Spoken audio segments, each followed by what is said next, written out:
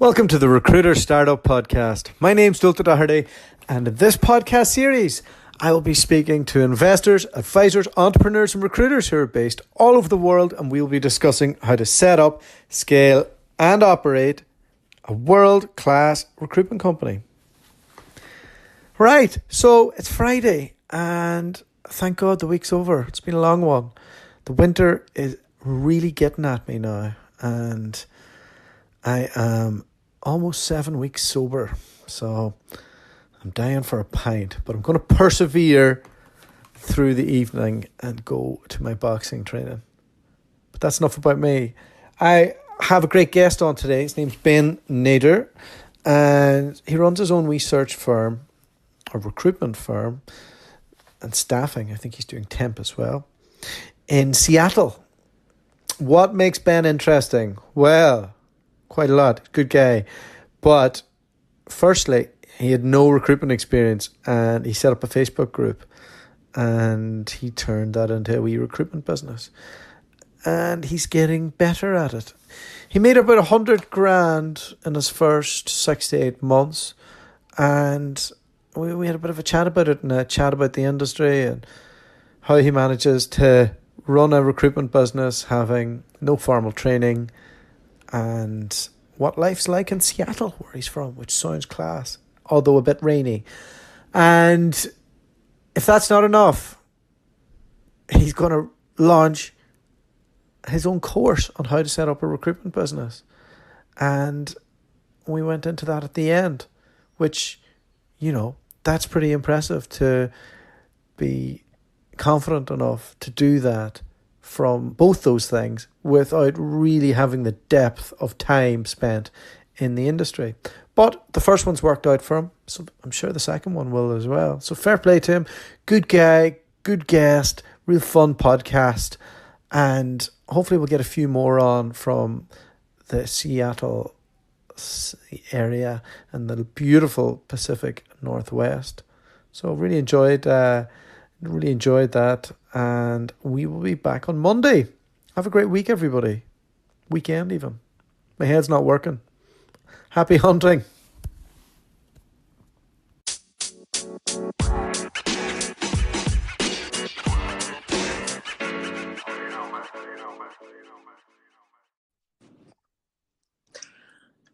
Ben Nader, how are you? I'm doing quite well. How about yourself? I'm not bad. The weather's not great here. What's it like up in the Pacific Northwest? It's also not great. We're actually getting one of our 1 to 2 yearly snowstorms that we have up here this weekend. So it's actually going to be pretty bad. Oh, man. Do you get to ski up there much? Yeah, actually, I do. Yeah, there's some really good skiing up in the mountains over here. So it's pretty nice in the Pacific Northwest. I don't know. Have you been to Seattle? No, I haven't been to Seattle. I lived in Calgary for a little while. That's as close as I've got. Okay. And what do you call the TV show? What was there was a TV show about Seattle, about a murder mystery show that was out on Netflix. It was brilliant. Oh shoot! I know what you're talking about. Yeah. I can't put my finger on it. Neither can I. Okay, but in it you got to see lots of the landscape, and it looks amazing. But yeah. It looks like it rains just as much as it does in Ireland there. Right. And you're originally from Ireland, right? Yeah, I am. Yeah. So we both know what that's like. Yeah. It's like a constant drizzle, for like 9 straight months or more. And then you get this beautiful summer. So it's kind of a trade-off. But great creativity comes out of miserable places. Right. Ireland's famous for, its creativity in language and in music and in the arts, and Seattle. This is the home of music, right? The home of rock music. I mean, really, yeah. Jimi Hendrix. Let's just we could go down the list of as far as like music, but I mean, just technology in general. You have Microsoft. Apple is flooding up here. There's Google, Amazon as well, right? Amazon have their HQ there, don't they? Yeah. Amazon's HQ is over here. Well, at least most of it. They're moving some over to Virginia, but yeah, Amazon's HQ is here. Downtown, just in South Lake Union, and they take up quite a bit of space and all of that. So, yeah, lots of booming tech, and it's almost the second Silicon Valley kind of thing. It's a cheap Silicon Valley, right? Right. Yes, exactly. Yeah. And I want to get I want to get into all that because I'm a real nerd when it comes to this stuff, and I want to really get into the detail. But did you have political aspirations when you were growing up? I did, absolutely. I went to university here in Seattle at the University of Washington and studied political science. And so that was actually my entire life goal. Basically, was to go become a lawyer, and then kind of see where things went from there. And so I studied political science for 4 years, and somehow winded up in sales after graduation. Well, most people end up in lobbying when they do that, don't they? Right. Right. Yeah, which I guess could just equate to sales. They're salespeople. Trust me, I lived in Brussels. I know a few characters. Okay. Yeah. So I was studying political science, learning all about these political structures and whatnot, and had aspirations of law school and everything. And then after I graduated with my bachelor's, I decided that going into law school would just, it just looked like a lot of debt, and ultimately it looked like the job market was quite saturated, and it just did not look like a really good bet for me. It just didn't look like it would pan out as a really good bet. So although I thought I'd be very good at it, I decided against it, and I ended up in sales right after that, kind of not knowing what to do. So that's where I took my talents. So you went into sales. You were a young guy. Was it tech sales that you went into straight away? Yeah. It was tech sales straight away. I guess you could say tech sales. I mean, I've sold in multiple fields, but advertising, but it was, digital advertising with some, value added products, websites, Facebook ads and things of that nature, some different marketing VAR tools. And then I went into SaaS sales, more of like a consultative sale role, for a startup app company. And so I worked in sales for probably about 4 years in total. Kind of really boiler room type sales, like inside sales on the phone, talking to customers, trying to very transactional level. Did you, but you must have earned your chops in that environment, right? Yeah. So I owe a lot to those 4 years. They've given me pretty much almost all of my business savvy, all of my, personable, people skills, my phone skills, my capabilities with just kind of understanding and reading people and those sorts of things. So, lots of accolades for those years for what I've learned in my sales. What type of formal training would they have put you through? Like what type of stuff? I know it's hard to look back and to grab pieces. I've done a bit myself. So yeah, I mean, every company is, different. I mean, they go through, let's say like a 1, 2 week, 3 week program where they, kind of teach you all of the tools and whatnot. I would say that when I worked in for a company that sold a SaaS product, they sold an app. Is it PushPay? Is it? That's PushPay. Yeah. Are you familiar with the company? I'm just on your LinkedIn. They're actually based out of technically they're based out of New Zealand, and they came over here to Redmond, Washington. And so working at PushPay, their app is essentially you're selling to churches, and so it's a really interesting dynamic because you're doing a consultative SaaS sale to the biggest gangsters in the world. Yeah, right. Hey, what is it with America and churches? Every time you go there, there's like a big commercial church on every corner, hustling money off people. They're worse than drug dealers. Right. Yeah. There's 330,000 churches in America. Isn't that insane? Hey, everybody loves being in a gang. That's what it comes down to. Yep, yep, yep. Yeah, it's pretty funny. And we would talk to some of the biggest churches in America, and these people are processing I don't need, let's say $4-5 million a year in and paying no tax. right, and paying no tax. Yeah. And they're generating that and they're giving. And so what we would do is, we'd provide them an app solution where people could basically give and donate, just by using their phone, because the statistic is that basically 80% of the people that are in attendance do not have cash or check on them. So it was a really quite easy sale. You just had to kind of consult the pastor or the bookkeeper and kind of inform them, hey, this is not working, nowadays. And so you've got to switch over. Oh, and by the way, when you do switch over, we're going to take 3.4%, so-and-so of It's your... not a big amount, though, is it? 3.4%? It was something along those lines. I forget, what it is. Yeah. But it was some percentage that they would take, off of a total of $100 million a year. They would, filter through the app. Yeah, my heart bleeds for them.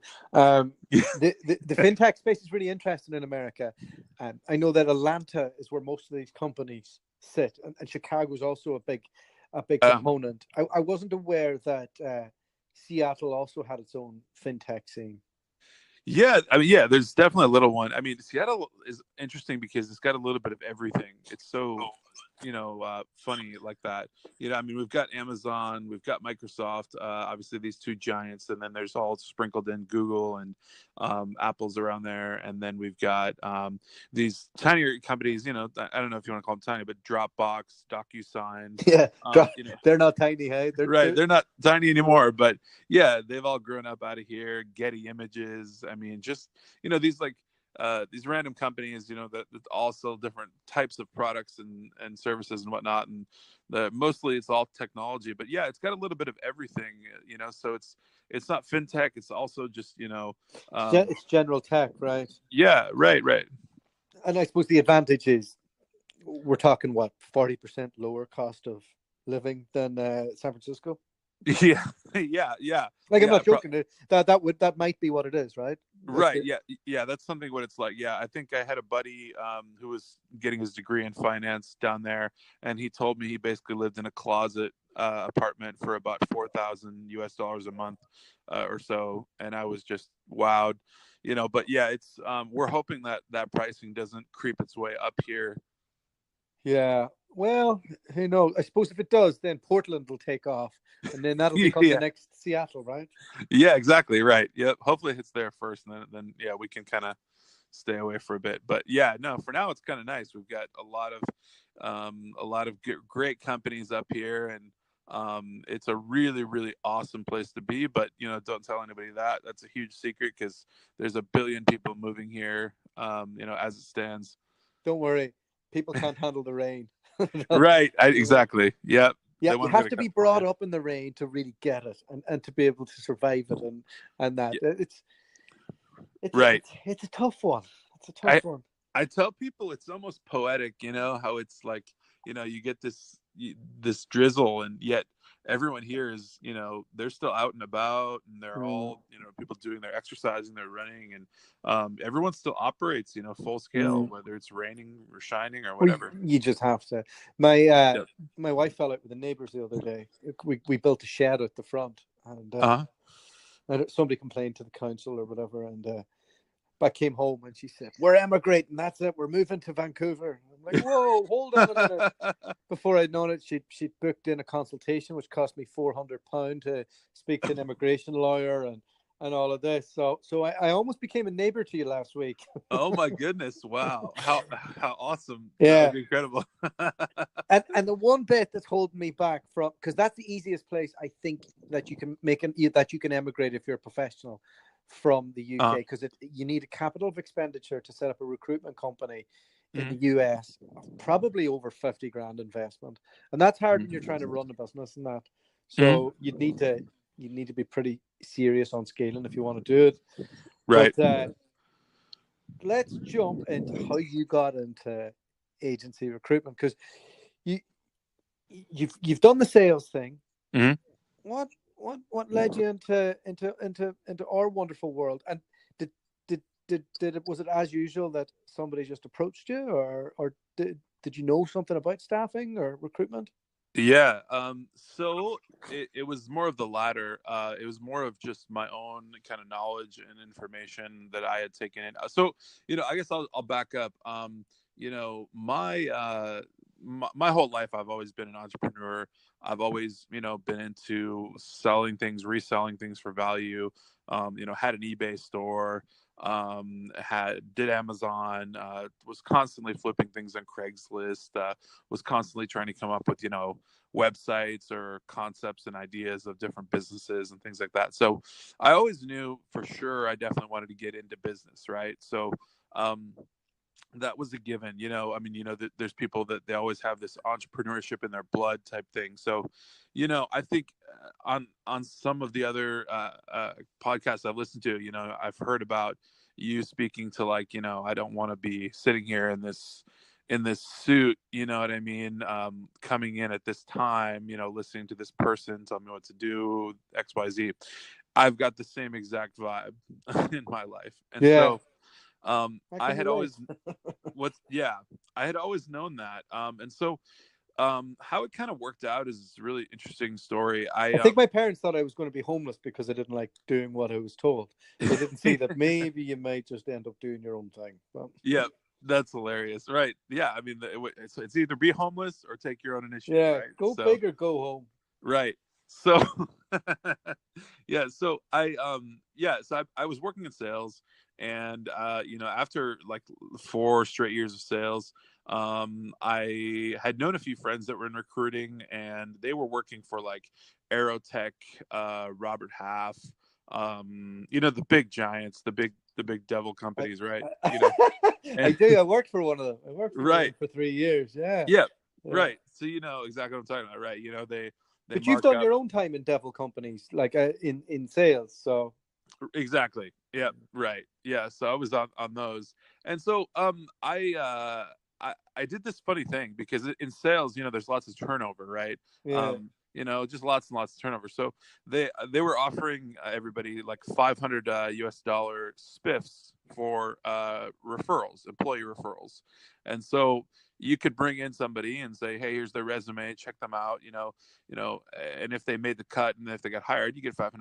Okay, great. So what I did is I created a Facebook job group, like a job seekers group, and it's called the Seattle Job Network, and it's just a simple little group where basically I just had my friends add friends, and it ended up being almost, now it's about 4,000 people in the group. So what I decided at the time, this is probably 2015 or so, 2015, 16. And I said, well, let me monopolize the group so that I can be the only person posting for this company in the group. And so it's a really easy sales job. I mean, it's like an inside sales on the phone, like anybody could do this practically if you've worked in retail or if you've done something. So I figured I'd get a ton of hits, which of course I did. And so in a year, I got about 25 referrals in, and it was record setting. I think I even recruited more than the actual internal recruiting team at the company. And, that was like, I don't know what the math was, whatever they paid me out, 25 on $500 spiffs. But I made a bit of money, and I was just like, wow, that was cool. Like, that was really interesting. While you were still working in sales, or while you were working for a recruitment company? No, while I was still working for the company in sales. Oh, okay, cool. Yep. I just had this job group, and I just, monopolized it, posted the posting and said, hey, we've got positions, for so-and-so. And they would just pay you these spiffs every time you brought in a referral. And I would learn over time, it was 25 people that I got hired in a year. And so I'd learn over time, like, I started, having a phone call with them and said, because these are random people. And I would just say, hey, here's how the interview process goes. Here's what you need to tell them. This is what the job is like. This is how you're going to nail the job. Because I knew exactly how the process went, right? And so, what better way to get someone hired than to tell them exactly what to do before they come in? So that's what I did, and that was like a fire starter kind of for me, because I kind of got addicted almost at that point. I was like, wow, this is really cool. The world of recruiting is really, really awesome. And so I decided that I would begin using that social media group that I created, to my own end. So I would, there would be job seekers, and then there would be a ton of job posters, whether it be small business owners, medium business owners, or recruiters or whatever. And I would go in, and there's almost 4,000 people in the group. So there'd constantly be people posting for, hey, we're looking for a secretary. We're looking for an admin or whatever it is, just something simple. And my first client that I actually approached was a contractor. They did heating and air conditioning, and they needed a secretary. And it was the simplest thing in the world. I called, and it was just a woman, the wife of the owner. I mean, it was a co-owned business, husband and wife. I talked to her, and I actually connected over email first, and then got in touch with them, and they needed a secretary. And I said, okay, well, I'll find you a secretary, no problem. And I pitched them like a 10% fee, 10% on gross annual earnings. And this person was going to make about 30 grand US dollars. And so the fee was going to be $3,000. So I said, great, let's do it. So I went on Indeed, and I placed an ad for, administrative, whatever, and placed my own job description, just kind of set it up. And this was all just brand new, right? I mean, it was just flowing. It's just based on my own kind of knack for it. And so I found the secretary in probably 3 days. I sent them over and said, here she is, or here's like 3 of them at least. Interview them all, and they ended up hiring one. And then a week later, I had a check for $3,000. And I said, well, that's my base salary right there, And so at that point, I said, wow, I'm going to go for my second client. So, and is this before you joined a recruitment company? This is before I've never joined a recruitment company. I started my own recruitment company hereafter. This is the beginning of my own recruiting career. Yeah, I had never formally worked for a recruiting company. So sales manager, technical recruitment consultant, Next Level Seattle. They're both your companies, right? So Next Level Seattle is actually a partner company that I work with. And so it's on my LinkedIn because it's basically Seattle Search Solutions is my baby company that I run solo. And then Next Level, that's a partner company that I work with that focuses more on technology roles. And so just, as certain, entities will obviously do, let's say splits or partnerships or whatever. That's kind of what it is with Next Level. But Next Level is principled by somebody else.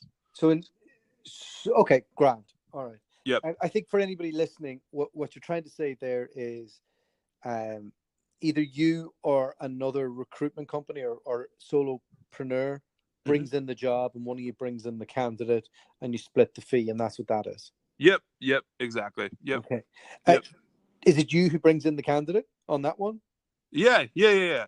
Usually brings in the candidates, yeah. But then Seattle Search Solutions is generally where I do everything, bring in the clients and candidates. All right. And you've been running this company with no experience in the recruitment industry for almost 2 years, right? Yeah. Well, actually, probably about 1.5 years, let's say, yeah. Okay.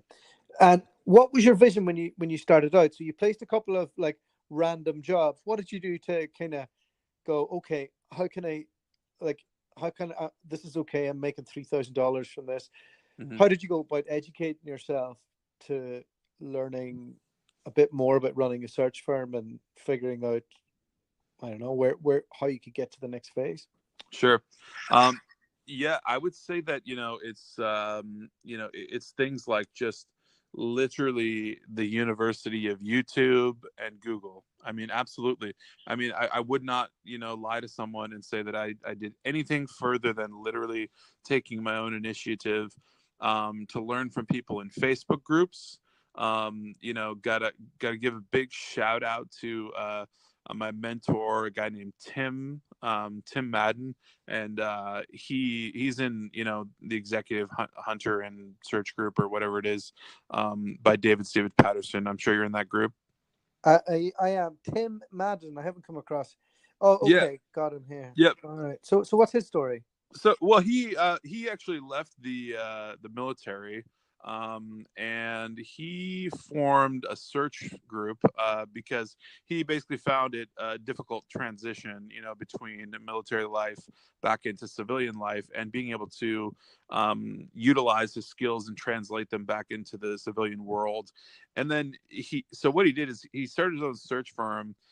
After navigating those difficult tasks. And then now what he does is he helps vets, you know, actually get awesome jobs, negotiate killer salaries, do stuff like that. And so he's big on that piece of it, but he also runs his own massively successful search firm based out of Florida. And so I connected with him online, and just one of the things that grew my business was just chatting with him, asking a couple of questions here and there. And he's kind of been a mentor to me, and he's unofficially or officially?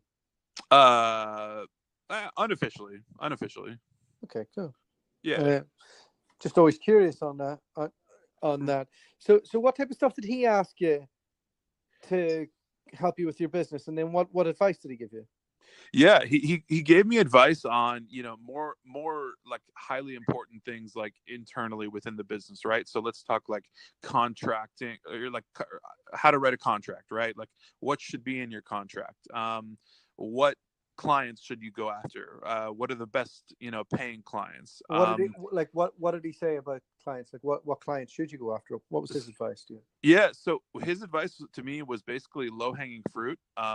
Somebody that's new in the business, he said hit the low-hanging fruit, and to him that was you know, basically the blue collar sphere. So we're talking about delivery drivers, we're talking about warehouse people, we're talking about admins, we're talking about production, you know, workers in different facilities and things like that, manufacturing. And so that was his advice. He said, you know, go after that, you know, nail that in your city, nail that in your whole area, just pound that out. And there are tons of positions you can fill in that realm. And you have the capability to make, you know, six figures just in that realm. And so, you know, in working, you know, over the past, I want to say about 7 months, you know, I've definitely been able to nail six figures just in that realm alone, in a high volume capacity, not, you know, really like cherry picking, like, you know, on the tech side. But I do that with Next Level, you know, kind of doing splits and stuff. But Seattle Search Solutions is all about working, you know, mainly in the, I guess, blue collar, gray collar sphere type thing, if you will. Yeah. And so is that a ton of work?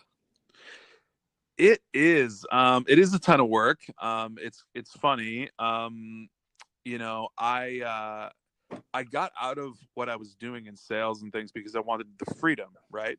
You know, I think we all talk about having that freedom to just not have a dress code, get up when I want, not have a desk I sit at, blah, blah, blah. But ultimately, you know, it's funny because then you end up answering your phone at, you know, 8-9 p.m. You end up having to respond to emails on a whim and put out fires left and right. Yeah. But I think it's a trade-off because, you know, it is a ton of work, but at the end of the day, it's a trade-off because you are getting a lot more freedom, and you're getting a lot more capacity to kind of do things on your own, let's say not your own time, but your own will, you know, yeah. if that makes sense. Yeah, well, it does. I mean, like, I don't know if you study much business thought leaders out there. Yeah. One of them that I've spent a bit of time listening to, Seth Godin. Have you come across him? Oh yeah. Yes. So he's got his own kind of alternative MBA thing that he teaches, but he defines very well the difference between a business and somebody who works, who's created a job for themselves. Oh yeah. Okay. Interesting. Yeah. And what you've done is you've created a job for yourself rather than a business. And the only way you can create a business is by getting yourself further away from the coal face of it. Mhm. Are you putting anything in any processes, or are you doing anything to work out how maybe you won't have to be answering the phone to blue collar truck drivers every hour of the day? Like, is that on your mind? Like, Yeah. if so, like, what type of steps are you putting in place to make that happen? Yeah, that's the next challenge, to be quite honest with you. So yeah, and just being brutally honest with myself, that's exactly what I've done. Created a job, and so I'm working that job, for myself. But that's the next challenge, and so in putting thought into that, It's everybody's challenge, yeah, yeah, and the idea here, for me at least, in my mind, it's a difficult challenge because I think some people have this thing where they really don't want to relinquish control, and that's a challenge I have a lot because really, is it? Yeah, because I think the thing is, if I have total control and I know exactly what's coming in, what's coming out, how we're processing a candidate, how we're processing a client, and how a client's being handheld or whatever, I know everything, and I have the omnipresence to be able to see everything. If I, can only see 50% of the business or 60% of the business, and somebody's handling 40% of something, kind of, it's a challenge, right? It kind of makes me uneasy to think, how do you transition this piece of it or that piece of it? Because it would scare me to death to think that maybe I'm going to, not be able to know exactly whether we did enough to get that client on board, or whether we did enough to place XYZ candidate. You know what I mean? Well, do you want my 10 cents worth? Sure. I want your 20 cents worth. So first thing I'd say is I'd move further up the food chain. So that guy saying blue collar to you, I think fair enough. Like, you're up and running. You're in the greatest market that's ever existed. Mm-hmm. You know what IT sales is. You know how that works. Mm-hmm. You know all of that. I would probably start focusing on something just that has those bigger fees. Mm-hmm. But in the meantime, you're doing a ton of work and you need to keep the bills in. So if you're worried that you're going to lose control, what you need to do is, firstly, work out what are you brilliant at. Is it the selling and the commercial and the relationship building side? It's probably the other side, to be honest with you. Okay. So what's that? Handling the candidates, placing candidates, working with candidates. Okay, but in doing that, in the handling of that, how much of that could be done by somebody else? I mean, probably 100% of it. I mean, like, so if you were to only just speak to those candidates, you could have an assistant doing all your administration. Sure. Yeah. So to get to that point with your business, you need to document everything that you do right now, and then get an assistant, and then slowly drip feed them little chunks of that process. And here's what you don't do. You don't give it all to them. You give just the tiny pieces until they get excellent at it. And then you put the checks and balances in. So because my wife's a control freak as well, right? And that's what we did. We systemized everything. And because she's terrified that something will go wrong, we put in little checks at every point that we're informed and all the rest. And so all we do is speak to all the candidates and clients, and all the administration is done by everybody else. Okay, gotcha. Makes gotcha. sense? Yeah, absolutely. Yeah. The other thing, when you're doing lots of different types of roles, one of the problems that you'll have is that you'll not become a specialist in a space. So one of the challenges there is that you're getting lots of different types of roles in, and you're having to do different unique searches all the time. Whereas if you just become the man that does IT sales, because you know that, I'm just throwing that out there, or something more high level in the engineering space or whatever it is, in Seattle. You can do different types of research to figure out what's what. Sure. But if you just do that, that one person goes to multiple vacancies. Those like and your business just becomes more cyclical because of it, and there's less work. Yep. And that's what the Rich Rosens of this world do. You know, they just do that. You've come across him, have you? Yes. Yeah. I totally see that vibe. Being able to specialize. That's a goal of mine. Number one goal of mine is to create more of a business rather than a job, of course.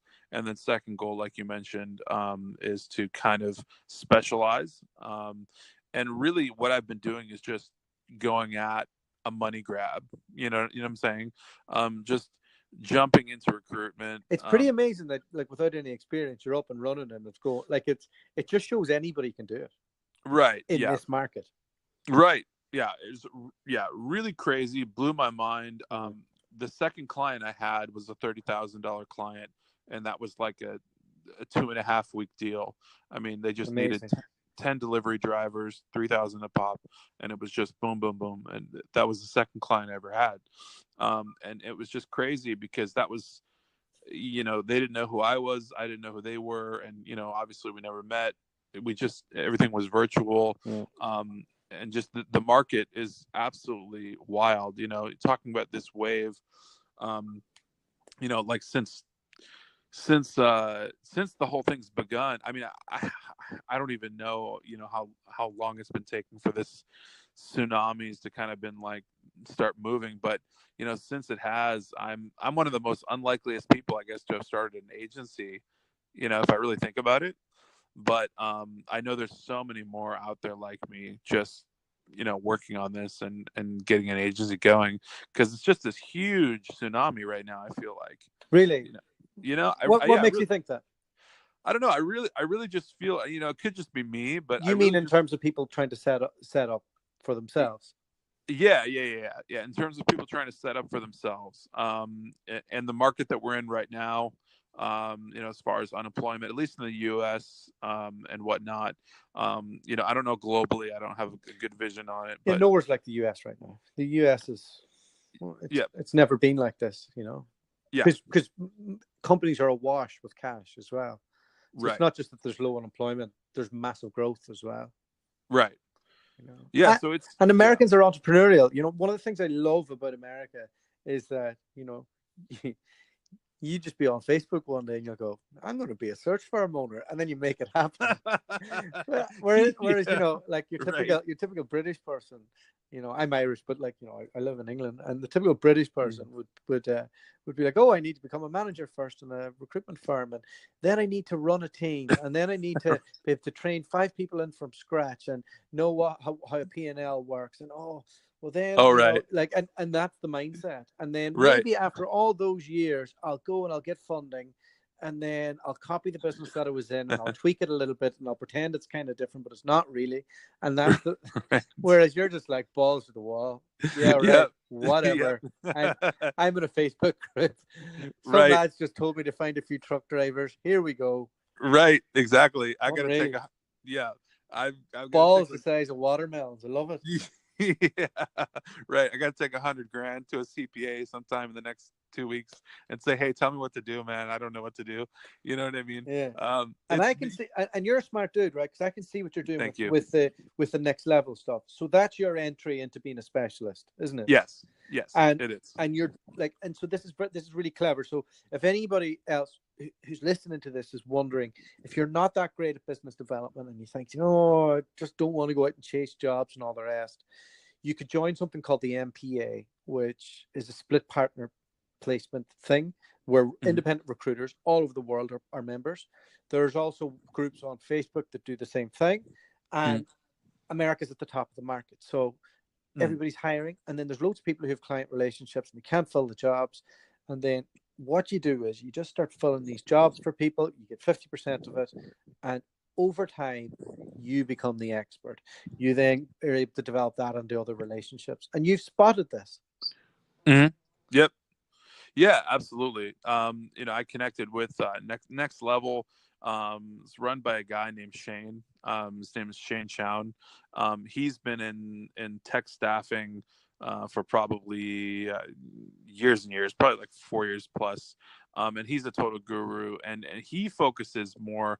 He's a total specialist uh, on tech sales, and he's really in the trenches on it. And he's the principal of Next Level. And maybe the next person you'd want to have in your podcast as well, potentially. But I work with him on tech roles in Seattle through Next Level, and so right now we're trying to garner up companies that people everybody knows of. Let's say eBay, just these random companies, Dropbox, whoever it might be, that are here in Seattle, and get their contracting roles, get their full-time roles, and things like that. And so I've been involved with him for almost the same time that I've been doing my own thing as well. So we've kind of been running side by side, but I've been focusing on this because this is generating my paycheck, my money, But with Next Level, it is that more specialty, level. And so, the blue collar stuff will break your heart if you keep doing that. Yeah. I've never met a happy blue collar recruiter. Yeah. And most of it's going to be replaced by automation anyway, because there's no search in it, So right. So yeah, it's that's interesting. So he's actually become a sort of mentor to you as well, then. Yes. Very much so. Yeah, very much so. Absolutely. Yeah. Working with him, he's gone through, and we've spent tons of time together, where he's kind of, been the guru on, hey, this is exactly how you would source for this and that, and introduced me to Boolean search and all of that. And, kind of, I don't have the patience for any of that. Yeah. I would train somebody to do that. Doing that. Yeah. I did tech recruitment for 4 years. That would break my heart. Oh yeah. I see. Yeah. So what is your what's your day-to-day right now? I mean, besides the podcast, in recruiting, are you? I basically pretend to be Joe Rogan all day. Okay. Hey, that's a good gig right there. That's what I'm doing right now. So I did 2 podcasts today. I was I was down with my personal trainer in the gym for an hour there, and I'm going to boxing tonight. I picked up my kids. Oh, nice. Today, and what else did I do? Spoke to a few clients in New York, and a candidate in Australia, a candidate I'm trying to move from the UK to Australia, and then spoke to my virtual team. So I've got 2 ladies that work for me, who do everything that I'm rubbish at, which is everything administration.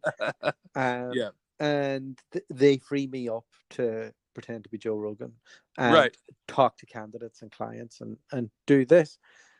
Sure. So yeah, that's. Well, Joe Rogan's podcast does like $100 million a year, without any. Something along those lines, without any advertising or something crazy like that. So yeah, if you just did half of that. Yeah, if you could even have a sniff of that. There's only one Oprah. There's only one Joe Rogan. I mean, right. I'm being tongue in cheek, it's. Yeah. But I do enjoy this because I work from home, and I had an office recently, and I just wasn't enjoying it. So yeah, I'd love to be if we move to a city, I'll be in a co-working space. Yeah. And I'll try and get involved in that. But until then, this is my avenue to the outside world, to talking about stuff that I'd be talking to people in an office. Sure.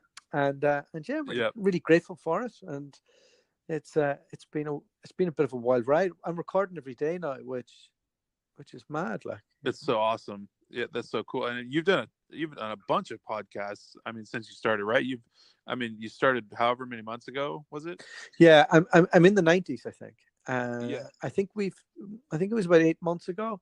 So yeah, and then it's just you start at the start. You're like, this will be all right, and you worry about it, and then after a while, it just becomes part of your daily routine. And sure. I couldn't listen back to any of them though, but I would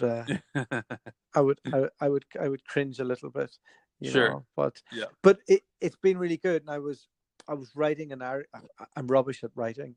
I Sure. find it hard, but I was writing a blog for a new website, and I was going through some of the stuff that I've learned since doing the podcast and off some of the guests, and so unbelievable learning this year, just about everything from data to analytics to sourcing to how different businesses are operating around the world, to having like some people who've exited 50 million, 100 million dollar recruitment firms. And Sure. like it's just it's an awesome thing that all you have to do is have a microphone and a tiny platform, and the whole industry opens up. Sure. Absolutely. Yeah, no, really. I mean, it's just crazy, the market in general and the things that you can do, and just what you're doing right now, I think is super awesome, for the recruiting world and people that want to learn about recruiting and everything. I think is incredible, just to put that information out there and interview random people like me that have just started a recruiting agency and just made it their whole thing and left the corporate world behind. And talking about that kind of thing, I think, is inspiring. And just it's always, like you said, the window to the outside world. Like, I work from home, I have a home office, so just right out of my condo. And my thing is, constantly and consistently being involved in Facebook groups and podcasts and different YouTube channels and whatnot and things of that nature, are super important to me, because that's where I get a lot of my information. It's where I get a lot of my motivation, and stuff like that. So I think what you're doing is really, really cool, for the space, and probably one of the only people doing a good recruitment startup podcast, probably. Yeah, maybe. I don't know. I had a guest on the other week, called Roy Ripper. You should check out that episode. But he had a really good one before, and then he kind of just stopped doing the content thing a few years back. Oh, yeah. He was actually too early, believe it or not. Oh, wow. Interesting. Yeah, he was too early. And then, like, he's really successful. So, like, I just mean if he was, I was discussing this with him afterwards. Like, if he was to kind of do what he was doing then now, it would blow up. And Sure. he's gonna start it again. So, okay. so his is pretty good. And then our mate Dave Hume, who's been on here a couple of times, has started his, and he's releasing a little bit. And he kind of has his own coaching business, or platform for guys like you, who kind of who are just starting out, and like, so it's a real community for independent recruiters. But you're kind of starting your own community on Facebook, right? Yeah, I mean, so I've got the job group. It's the Seattle Job Network, and I mean, it's localized, so it's like, for job seekers and recruiters and whatnot in the Seattle area.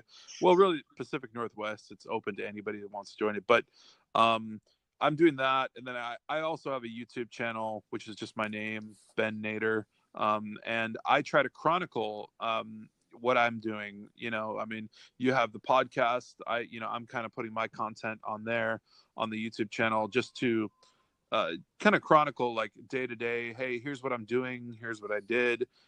Guess what, guys? This is the client I just landed. This is how I started this, and this is what I made. And why are you doing that? Come on, be honest now. Yeah, totally. Full disclosure, I'd love to build a really simple, straightforward course on what I've done in the past year and a half to build an agency that generated, 6 figures just by starting out of the blue.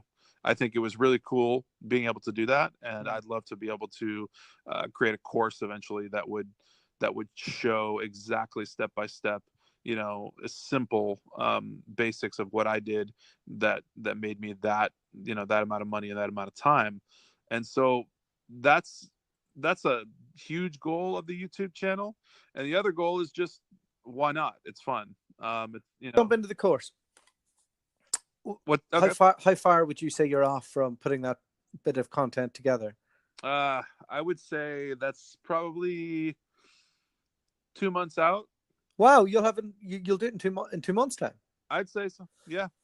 It's going to be a series of videos, some worksheets. I'm going to put together just some PDFs. I'm definitely building like a case study, and things like that. I'm going to build like a simple case study on, for instance, how I got my second client that did 30,000 in like 2 weeks. You know what I mean? In fees, and just discussing how simple that was, because it sounds crazy, right? But putting it into a simple case study and letting somebody take a look at it and say, okay, how did that work? And then maybe replicating it, And will you market that towards people who are not in the industry at all? Yeah, I'd love to. Yeah, I'd love to market it towards people that are sales minded, entrepreneurial minded, things like that. Guys looking to start like a Facebook ad agency or something like that. Something that's, I think, is personally maybe a little short lived, instead of recruitment, which I think is very, very has high longevity in my opinion. Okay. You know what I mean? I think there's I hope you'd agree with me on that there's a lot of businesses out there, like people, doing Shopify or doing FBA and doing this and that or whatever, or Facebook ad agency and things like that. I think there's a big difference between those things. I think they're very lightweight. And recruiting seems very strong and heavy and here to stay. Well, there's some key differences. So those things can be learned and formalized, whereas recruitment involves people that don't do what they're fucking told, people who let you down all the time, candidates, clients, people who work for you. You're dealing with a product that is completely, it can do what it wants, whereas a Facebook ad or an Amazon business, right, what could change? Like, that's cool right now, but all like coding and AI and stuff will just simplify that. Like, technology is not going to simplify human decision making patterns and influence, I don't think, for a very long time. But for those businesses that you mentioned, I would say, like, I'm too much of a lazy dummy to be able to go in, learn Facebook ads, get excellent at it. Like, DSP's always on about it, and I'm like, I will just pay somebody to do this. This breaks my heart. Sure. But all like, I'm sure Facebook, if they wanted to tweak that, make it more simple for people like me to just go, I want to target this, and this is what I want to say, and they formalize the plan, and then they take a wee tiny margin of it, then that whole industry will go away. Right. That's what I reckon anyway. Yep. I can totally vibe with that. I didn't mean to curse at all my clients and candidates. I love you all. You're all wonderful people. You're not. You never do what you're supposed to do. You devils. Yeah, it's tough going. So, Ben, thanks very much for coming on the podcast. Absolutely. Thank you so much for having me. I really love your appreciate balls. the time. I don't mean that in a sexual way. Good. I just love that you didn't know anything about recruitment. You jumped in there. You've half figured it out. You're going to sell a course. Yes. And you know what? You come on a podcast and you don't care what anybody thinks, and you're just going to do it anyway, and you'll probably make it work, because that's just the type of lad you are. So well done. Keep being you, and fair play. Thank you so much. I really appreciate you having me on, and hopefully we can talk again sometime soon. Cool, man. Get me some Seattle-based guests. I want to get some big hitters on. I will definitely do that. Yep, I'll definitely send them your way. Absolutely. Thanks, mate. Talk again. All right. Talk soon. Thanks so much, Dualta. Bye-bye.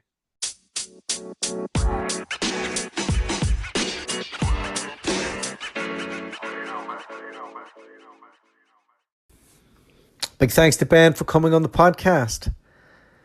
And I just love the American attitude. I love that they just have this go-get-'em spirit where everything's possible, and they just don't really care what you think, because they're positive, they go for it, and, he's a testament to that, a testament to a very good marketplace as well. So, love getting guests on from America, love Americans, and I'm just excited to get out there at the end of the month and get to New York and immerse myself in the recruitment world out there for a few days and escape village life. So that's it for this week. Thanks very much for listening. We'll be back again on Monday. And if you could send any of these podcasts to another recruiter, I'd be really appreciative. And if you're a recruiter and you want to go abroad or even change in the UK or Ireland, please hit me up. I've bills to pay. I'd love to work with you. I can't just sit here and record all day for the crack. So we'll be back next week. Happy hunting. Have a great weekend. Take care. The podcast you just heard was made using Anchor. Ever thought about making your own podcast? Anchor makes it really easy for anyone to get started. It's a one-stop shop for recording, hosting, and distributing podcasts. Best of all, it's 100% free. Sign up now at anchor.fm/new. That's anchor.fm/new to get started.